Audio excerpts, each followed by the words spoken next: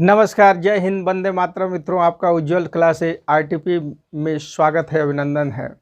आज हम धनुष भंग जो कक्षा 10 का दूसरा अध्याय है, जिसके रचनाकार तुलसीदास जी हैं, इस पद को लेक्चर 5 में पढ़ेंगे और इसके व्याख्या को समझेंगे।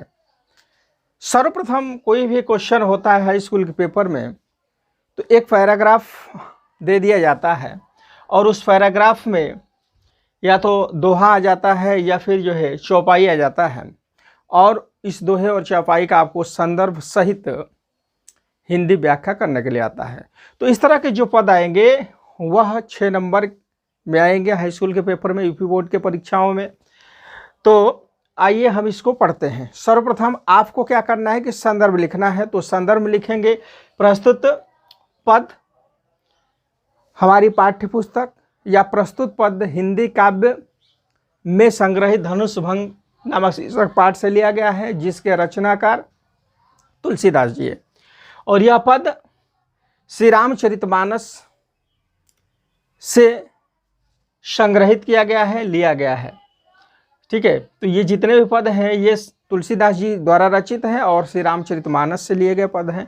और जो आपका चैप्टर का नाम है धनुष भंग, तो आपको मूल रूप से संदर्भ में धनुष भंग चैप्टर को याद करना है और तुलसीदास जो रचनाकार हैं उनके नाम को विशेष तौर से याद करना है। इनका जीवन परिचय हम वीडियो में दे चुके हैं, आप जीवन परिचय भी उस वीडियो को देख करके आप याद कर सकते हैं। तो मित्रों, यह वीडियो आप लोग देखिए और यह वीडियो कैसा लगता है आप लोगों को कमेंट के माध्यम से हमें एक बार बताने का प्रयास कीजिए, ताकि हम और अच्छे से अच्छे आप लोगों को वीडियो भेज सकें। और हमारा जो चैनल है उज्जवल क्लास आरटीपी, उसको सब्सक्राइब करना न भूलें। तो आइए हम देखते हैं धनुष भंग, जिसके रचनाकार तुलसीदास जी हैं। दोहा को पढ़ते हैं। इस दोहा में क्या होता है कि जो मंच बनी हुई थी मिथिला में राय जनक जी के सभा में, जिस पर शिव जी का धनुष रखा गया था, उस धनुष को तोड़ने के रामचंद्र जी उस मंच के समीप उपस्थित हो गए हैं। और जब उपस्थित हो गए हैं तो उनको देख करके राजा, जो अभिमानी राजा हैं, वो लोग हंस रहे हैं कि जब हम धनुष नहीं तोड़ पाए तो ये क्या तोड़ेंगे। फिर इसके बाद श्री राम सीता जी की जो मैया हैं उनको भी मन में तमाम तरह का भय है, व्याकुलता है, चिंताएं हैं कि जिस धनुष को बड़े बड़े वीर हिला तक नहीं पाए तो यह कोमल बालक कैसे तोड़ पाएगा। फिर सखियों ने समझाया तो फिर राम जी के प्रति उनके हृदय में प्रेम जागृत हुआ। फिर इसके बाद अब रामचंद्र जी जब उस मंच के समीप आते हैं तो देखेंगे, देख देख रघुवीर तन सुर मनाव धर धीर, भरे बिलोचन प्रेम जल अपुल कावली शरीर। देख देख रघुवीर तन सुर मनाव धर धीर। जब रामचंद्र जी उस धनुया के पास, शिव जी के धनुया के पास उपस्थित हो जाते हैं तो देख देख रघुवीर तन, यानी उनके सुंदर तन को देख करके सुर मनाव धर धीर। सुर मन क्या होता है? देवता। देवता भी अपने हृदय में धारण किए हुए हैं, धैर्य को धारण किए हुए हैं। लेकिन यहाँ पे जो व्याख्या इसकी होगी कि जब रामचंद्र जी उस मंच के समीप आ गए हैं तो अभी धनुष तोड़ने के लिए प्रयत्नशील है, अभी तोड़े नहीं हैं, तो उनके सुंदर शरीर को जब सीता जी देखती हैं तो सीता जी की हृदय की व्याकुलता को, उनके मन में कैसी भावनाएं चल रही हैं, उसको अभिव्यक्त किए हैं तुलसीदास जी। तो यहाँ पे देखेंगे रामचंद्र जी जब धनुष के पास आ जाते हैं तो उनके सुंदर शरीर को देख करके सुर मनाव धर धीर। सुर मने देवता, जो सीता जी के इष्ट मित्र हैं, इष्ट देवता हैं, अपने हृदय में धैर्य धारण करके वह मनौती मना रही हैं कि हे पार्वती जी, हे परमेश्वर जी, हे गणेश जी, वह धनुया हल्की हो जाए जिसको रामचंद्र जी आसानी से तोड़ दें। कि देख देख रघुबीर तन सुर मनाव धर धीर, अभरे बिलोचन प्रेम जल, अपुलकावली शरीर। जब श्री रामचंद्र जी उस मंच पर उपस्थित हो जाते हैं, उस धनुष को तोड़ने के लिए आ जाते हैं, तो उनके सुंदर शरीर को देख करके सीता माता अपने हृदय में धैर्य धारण करके और इष्ट देवताओं से मनौती कर रही है, विनती कर रही है। और उनका उस समय कैसा परिदृश्य है, उस दृश्य को बता रहे हैं तुलसीदास जी कि भरे बिलोचन प्रेम जल। उस समय सीता जी के आंखों में प्रेम जल यानी प्रेम के अश्रु भरे हुए थे, और पुलकावली शरीर, और उनका जो शरीर था वह पुलकित हो रहा था और रोमांचित हो रहा था कि अब रघुनंदन आ गए हैं, श्री रामचंद्र जी आ गए हैं और इस धनुष को अवश्य ही तोड़ेंगे। तो इस बात से उनका हृदय एक तरह से रोमांचित है, प्रसन्नचित है। लेकिन जब भी उनको यह बात याद आती है क्या कि उनके पिता जनक जी ने एक कठोर प्रण ले लिया है कि जो इस धनुष को तोड़ेगा उसी से मैं अपनी पुत्री सीता का विवाह करूंगा, तो इस बात का जब याद उनको आता है तो फिर उनका हृदय दुख से भर जाता है। श्री रामचंद्र जी के सुंदर शरीर को देख करके वह अपने इष्ट देवताओं से मनौती कर रही हैं, अपने हृदय में धैर्य धारण करके विनती कर रही हैं, और उस समय उनका जो नेत्र है वह प्रेम जल से भरा हुआ, उनका शरीर पुलकित हो रहा है, रोमांचित हो रहा है। लेकिन तभी उनको याद आता है कि उनके पिता ने कठोर प्रण लिया है। तो उस समय की परिस्थिति का वर्णन करते हुए तुलसीदास जी इस चौपाई के माध्यम से क्या कहते हैं कि नीके निरखी नयन भरे शोभा, अपुन पितु पुन सुमरी बहुरी मन क्षोभा, आह तात दारुण हठ ठानी, असमुझत नहीं कछु लाभ न हानि। जब रामचंद्र जी उस धनुष के समीप आ जाते हैं तो सीता जी उनको नज़दीक से देखती हैं, क्योंकि सीता जी भी बगल में बैठी हुई थी, और रामचंद्र जी को बिल्कुल पास से जब देखती हैं, उनकी सुंदरता को जब देखती है तो वह मुग्ध हो जाती है, प्रसन्नचित हो जाती है। नीके निरखी नयन भरे शोभा, वह नयन भर के उनकी सुंदरता को, सौंदर्य को बहुत ही नज़दीक से क्या करती हैं, देखती हैं। तो देखती हैं तो बहुत ही खुश हो जाती हैं कि मेरे पति श्री रामचंद्र जी होंगे, क्योंकि वो बहुत ही सुंदर थे। लेकिन तभी उनको याद आता है कि उनके पिता ने बहुत ही कठोर प्रण लिया है, तो अगर ये धनुष नहीं तोड़ पाएंगे तो फिर ये मेरे पति बनेंगे, स्वामी बनेंगे कि नहीं। इस बात से उनके मन में दुख भी है। पितु पुनि सुमरी बहुरी मन क्षोभा, क्षोभा माने दुख। लेकिन जैसे ही उनके सुमरी माने सुमरण करना, जैसे ही उनको पितु माने पिता, अपने पिता की बातों का स्मरण होता है कि मेरे पिता जी ने यह प्रण लिया है कि जो यह धनुष को तोड़ेगा उसी से मैं अपनी पुत्री सीता का विवाह करूंगा। तो जैसे ही अपने पिता के इस बात का स्मरण उनको होता है तो बहुरी मन क्षोभा, तो उनका जो मन है अनेक प्रकार के दुखों से भर जाता है, अर्थात उनके मन में उस समय बहुत ज़्यादा दुख उत्पन्न हो जाता है। और वह सोचती हैं कि आह तात दारुण हठ ठानी, समुझत नहीं कछु लाभ न हानि। आहा मेरे पिता ने, तात मने पिता, आहा मेरे पिता ने, यह दारुण मने कठिन, यह कैसा कठिन उन्होंने हठ ठान लिया है कि जो धनुष को उठाएगा उसी से सीता का विवाह होगा।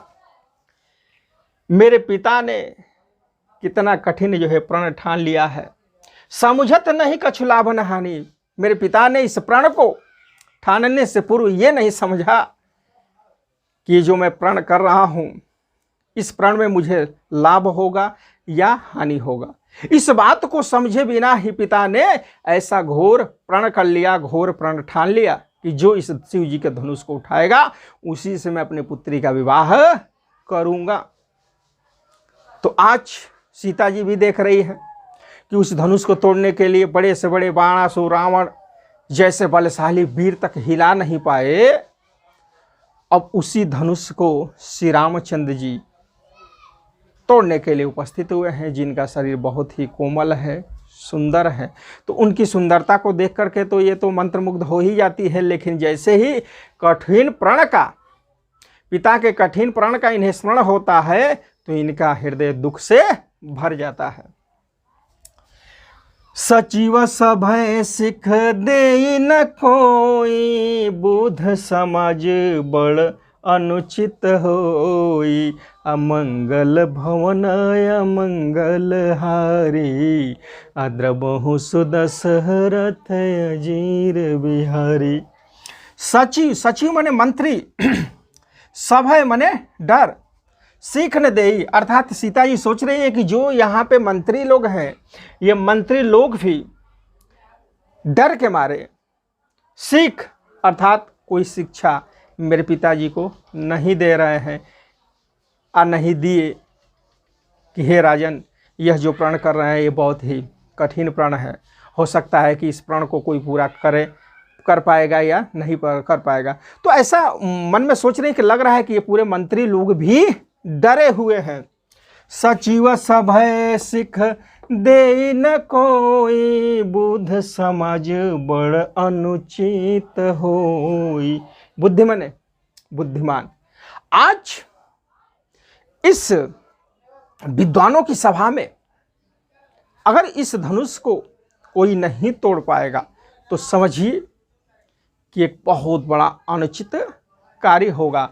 आज विद्वानों की मंडली में, विद्वानों की सभा में बड़ा अनुचित हो, यानी बहुत बड़ा एक अनुचित कार्य होने जा रहा है। तो जो मंत्री लोग हैं कम से कम उनको तो मेरे पिताजी को सीख देना चाहिए, समझाना चाहिए। ऐसा लग रहा है कि वह मंत्रीगण भी डरे हुए हैं, भयभीत हैं और भयवश पिताजी से ये बात न कह पा रहे हो कि हे राजन, यह जो आपने प्रण लिया है, यह प्रण जो है बहुत ही कठिन है, इस प्रण को आप त्याग दीजिए।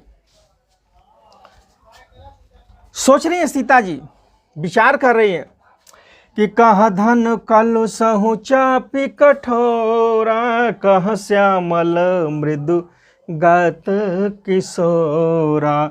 अब विधि के ही भांति धरोर धीरा, असिरस सुमन कन बेधिय हीरा।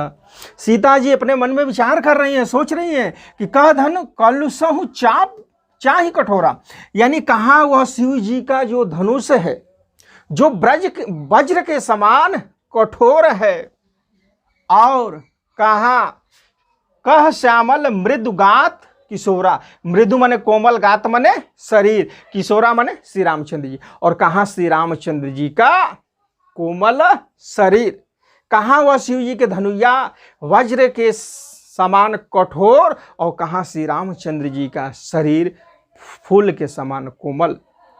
तो क्या श्री रामचंद्र जी इस कोमल शरीर से वज्र के समान कठोर धनुष को उठा पाएंगे या नहीं? तो ऐसा डर सीता जी के भी मन में है। कह धनु कलु सहु चाहि कठोरा, कह श्यामल मृदगात किशोरा। अब विधि के ही भांति धरोर धीरा, असिरस सुमन वन के दिए हीरा। वह सोच रही है कि कहाँ वह धनुष वज्र के समान कठोर और कहाँ श्री रामचंद्र जी का फूल के समान कोमल शरीर। हे विधाता, मैं किस भांति से अपने हृदय में धैर्य धारण करूं? विधि के ही भांति धरो उर धीरा, उर माने हृदय। हे विधाता, हे के विधि के विधान, मैं किस भांति से, किस तरह से मैं अपने हृदय में धैर्य धारण करूं? क्योंकि आज मैं देख रही हूं कि आज यहाँ पे जो स्थिति उत्पन्न हुई है वह उसी भांति है जैसे सिरस सुमन बन कन बेधिय हीरा। जैसे सिरस के फूल से सीरस का जो फूल होता है लाल रंग का होता है, बहुत ही कोमल होता है। और हीरा जो होता है बहुत ही कठोर होता है। तो जैसे कोमल सीरस के फूलों से कठोर हीरे को नहीं काटा जा सकता, उसी तरह से रामचंद्र जी का कोमल जो शरीर है, उस कोमल शरीर से वह वज्र के समान कठोर धनुष को कैसे उठा सकते हैं, क्योंकि यह कार्य बहुत ही असंभव है, असंभव लग भी रहा है। क्योंकि रामचंद्र जी बिल्कुल देखने में बिल्कुल ही भोले, बिल्कुल ही कोमल, बिल्कुल ही सुंदर लग रहे हैं। और धनुया आप लोग देख ही चुके हैं अन्य पद के माध्यम से कि बड़े से बड़े वीर तक भी उसको हिला तक नहीं पाए। तो सीता जी अपने मन में सोच रही हैं कि हे विधाता, विधि कई भांति धरो उर्धीरा, हे विधाता मैं किस भांति से अपने हृदय में धैर्य धारण करूं। सिरस सुमन कन वेधी हीरा, जैसे सिरस के फूल से वेधी हीरा अर्थात कठोर हीरा कहाँ जो है काटा जा सकता है, कहाँ वेधा जा सकता है, उसी तरह से जैसे सिरस के फूल से कठोर हीरा नहीं काटा जा सकता, तो हे विधाता मैं कैसे विश्वास करूं कि फूल के समान इस कोमल शरीर वाले श्री रामचंद्र जी इस वज्र के समान कठोर धनुया को उठा लेंगे, तोड़ देंगे। तो सीता जी के भी मन में संदेह है, डर बना हुआ है, क्योंकि लास्ट वही चांस थे, अन्य सभी लोग हार मान चुके थे, वही रघुनंदन उस धनुष को तोड़ने के लिए आए हैं। अगर वह धनुया नहीं टूटेगी तो सीता जी हमेशा हमेशा के लिए कुंवारी रह जाएंगे। राजा अलग ही विलाप कर रहे हैं, रो रहे हैं, अपने कठोर प्राण पर पश्चाताप कर रहे हैं। उनकी माता अलग ही विलाप कर रही हैं। अन्य जो उनके हितैषी मंत्रीगण हैं, प्रजाजन हैं, वो लोग भी दुखित हैं। सकल सभा कै मति भय भोरी, अब मोहि शंभु चाप गति तोरी, आ निज जड़ता लोगन पर डारी, होहि हरहु रघुपत ही निहारी, अमंगल भवन अमंगल हारी, द्रबहु सुदशरथ अजिर बिहारी। सकल सभा के मति भय भोरी, सीता जी अपने मन में सोच रही है कि लग रहा है कि सकल माने संपूर्ण सभा, अर्थात उस सभा में जो उपस्थित जो लोग हैं, ऐसा लग रहा है कि सबकी मति माने बुद्धि, सबकी बुद्धि भ्रष्ट हो चुकी है, किसी की बुद्धि अच्छी तरह से कार्य नहीं कर रही है। सकल सभा के मति भय भौरी, अब मोहि शंभु चाप गति तोरी। सीता जी कह रही है, मन में सोच रही है, विचार कर रही है कि लग रहा है कि इस सभा में जितने भी लोग हैं, चाहे वो मंत्री हों या फिर हमारे हितैषी प्रजाजन हो, लग रहा है कि सबकी मति बौरा गई है, ठीक ढंग से कार्य नहीं कर रही है। तो हे शंभु जी के चाप अर्थात धनुष जी, अब तो मुझे अब आप ही के ऊपर विश्वास है। क्या कह रही है कि अब मैं शंभु चाप गति तोरी, शंभु माने भगवान शंकर और चाप माने धनुष। हे शिव जी के धनुष, अब मुझको आप ही पर विश्वास है, मैं आप ही से विनती करती हूं, क्या कि निज जड़ता लोगन पर डारी, अपनी जो जड़ता है, अपनी जो भारीपन है, हे शंभु जी के धनुष्या आप लोगों के ऊपर डाल दीजिए, थोड़ा थोड़ा सबके ऊपर जो है भारीपन को डाल दीजिए और बिल्कुल ही हल्के हो जाइए, ताकि रघुनंदन श्री रामचंद्र जी आपको उठा लें। तो शंभु जी के चाप धनुष से कह रही हैं कि निज जड़ता लोगन पर डाली, हे शंभु जी के धनुया अब अपनी जड़ता माने भारीपन को आप एक कार्य कीजिए कि लोगों के ऊपर डाल दीजिए, और हो ही हरहु रघुपति ही निहारी, और इसके बाद मुझे श्री रघुनाथ जी का दासी बनवा दीजिए। हो ही हरहु रघुपति निहारी, यानी वह सीता जी रघुपति यानी श्री रामचंद्र जी को बारंबार देख रही है और शंभु जी के धनुया से विनती कर रही है, प्रार्थना कर रही है। अति परिताप से अमन माही, लौ निमेष जुग सय सम जाहि।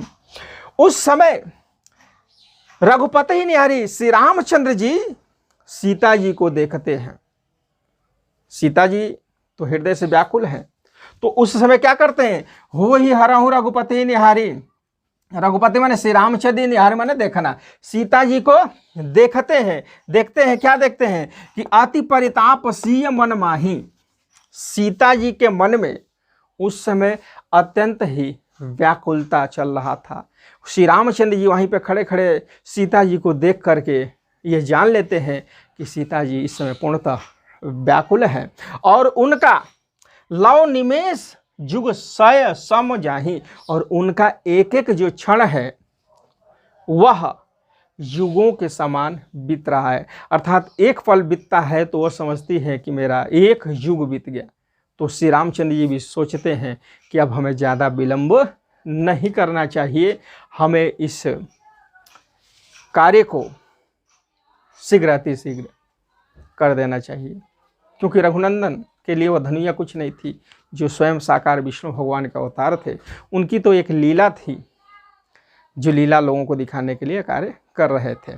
तो इस तरह से आप इसको आप समझने का प्रयत्न करेंगे, और ये जो भी व्याख्या है इसको कहानी नुमा जब वीडियो को देखेंगे तो पूर्णतः आपको समझ में आ जाएगा। और जब एक बार मस्तिष्क में बैठ जाए तो इसकी व्याख्या क्या होता है कि अपने मन से बढ़ा चढ़ा करके इसके भावार्थ को पूर्णतः आपको समझाना होता है। और इसके बाद काव्यगत जो सौंदर्य है, तो काव्यगत सौंदर्य में क्या करना है कि कौन सा भाव है, तो इसमें आपको बता देना है कि इस समय जब रामचंद्र जी धनुष को तोड़ने के लिए आए हैं तो उस समय सीता जी के मन की परिस्थितियों के बारे में तुलसीदास जी ने वर्णन किया है। अवधि भाषा है, वियोग श्रृंगार रस के साथ साथ इसमें ये करुण रस की भी प्रधानता थोड़ा बहुत परिलक्षित होती है, क्योंकि उनके मन में दुख भी उत्पन्न हुआ है। तो विप्लव श्रृंगार रस इसको मान सकते हैं। और इसमें दोहा चौपाई छंद है, ठीक है, दोहा चौपाई छंद, और इसमें कोमल काल पदावली में लिखा गया है, माधुर्य गुण की छटा प्रदर्शनीय है। इतनी सी बातों को आप काव्यगत सौंदर्य में लिख देंगे तो आपके 6 नंबर पक्के हो जाएंगे। और इस वीडियो को आप 1 बार 2 बार 3 बार में आप आगे पीछे कर करके देखने का प्रयत्न करें। जब 1 बार में ना समझ में आए 2 बार देखें, 3 बार देखें। और वीडियो अगर अच्छा लगे तो मित्रों में, दोस्तों में, रिश्तेदारों में इसको अधिक से अधिक मात्रा में शेयर करें। और साथ ही हमारा जो चैनल है उज्ज्वल क्लासेज RTP, इसको सब्सक्राइब करना ना भूलें, और कमेंट के माध्यम से हमें बताएं कि यह वीडियो आपको कैसा लगा। एक क्वेश्चन मैं आपको दे रहा हूं, उस क्वेश्चन का हमें पूर्णतः कमेंट के माध्यम से जवाब देंगे। ये बताएंगे कि तुलसीदास जी को शिक्षा देने वाले इनके गुरु कौन थे। इन्हीं बातों के साथ मैं आपसे इस वीडियो में विदा लेता हूँ। धन्यवाद। जय हिंद, जय भारत।